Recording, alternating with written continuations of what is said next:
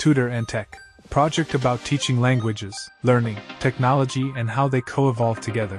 Byware, app to collect and learn words you actually need. I think that one thing that should be discussed more to get it like among general public knowledge is that there is a thing called the language plateau. I feel like people don't know about it. The lay people, like, of course, language teachers know it and linguists know what it is, but normal people don't. And then they get really frustrated and surprised when they get to that point. So I think that should be talked about way more than it is. So that's why we're here. Let's talk about it. Okay. So the language plateau is basically a point that happens to every single person who learns a second language, every single one of them. And it's somewhere between intermediate and advanced, if let's use these generally accepted terms. It's where you can communicate, you can survive in a situation where you speak a foreign language, but somehow you're stuck. Because in the beginning, it's really fast, right? And you progress really, really fast, but then you get stuck and you can speak, but you can't move forward anymore. And so this is a very, very frustrating point for people because typically they don't know what to do with themselves and they don't know how to get over it.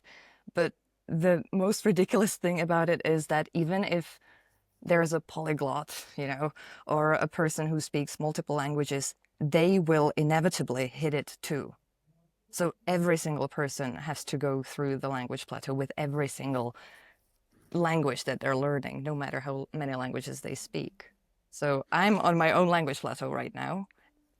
It's beautiful. Let's speak more about it because I think it is important for everybody to understand what is that, right? So let's say that I'm learning a new language. For simplicity, let's say I'm learning English. Okay. How do I know that I'm on language plateau right now? What are the indicators? Your frustration levels are sky high. That's generally the most felt, I think, indicator. But the thing is, you can speak with people, you can communicate in English pretty well, you can get by even at work, it's not a problem for you, but you feel like you should be able to speak better by now. And it's like, how come I don't know that word? How come I can't recall that word? How come I made that mistake in a sentence? You know that it's wrong, but you keep making it. Why? It doesn't make sense. Everything stops making sense. And progressing to the next level gets exponentially more complicated and more difficult.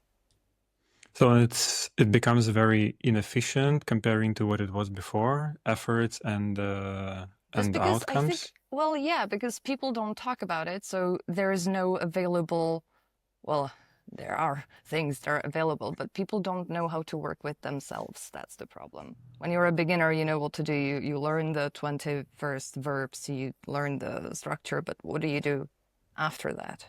People don't know. Tutor Tech, project about teaching languages, learning, technology and how they co-evolve together. Byware, app to collect and learn words you actually need.